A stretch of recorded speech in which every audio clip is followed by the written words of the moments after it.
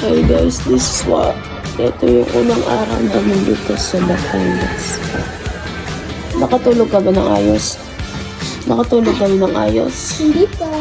Nag-bonfire kami. Tulog pa mga bagay. Nakatulog ka ng ayos? Nakatulog ka ng ayos? Silipin natin yung ng mga lalaki dito. Ano yun na? Tignan natin kung bukas na yung kwarto nila. Sino? Tumating kami dito gabi 1:00 ng madaling araw. Medyo bangag pa kami ito. Tingnan Wala pa natin. yun, Angel. Ay, bonfire. Tingnan natin. Ayos ba tulog mo? Ayaw niya naman saan. Ito, may isa pa po dito. Ayos kaya tulog nito. Hindi siya kita, guys.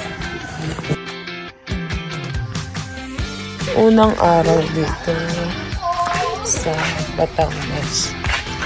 Ayun, nag-aagawan pa yung dalawa. Makulit. Hello.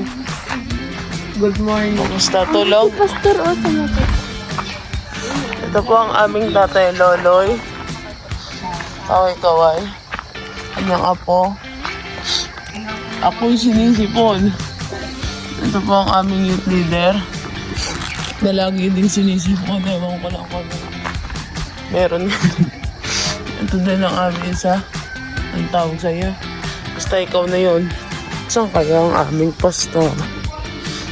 Tan-taran-tan. Ayun ang aming pastor sa loob. Ang aming pastor. Naku, ba't pinandiyan pinatulog ang pastor? Guys, ito po yung lugar natin. Ayun, makikita, puro punuan.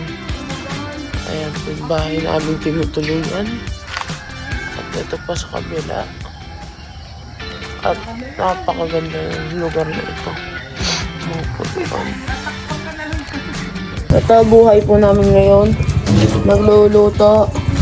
Mga nagsisipilyo. Para magpaghanda mamaya. Kamusta tulog? Walang tulog. Obvious ba? Parang tulyalis lang yun, no? Bangag. Kamusta tulog, Ate Chana? Sarap ng tulog sa probinsya.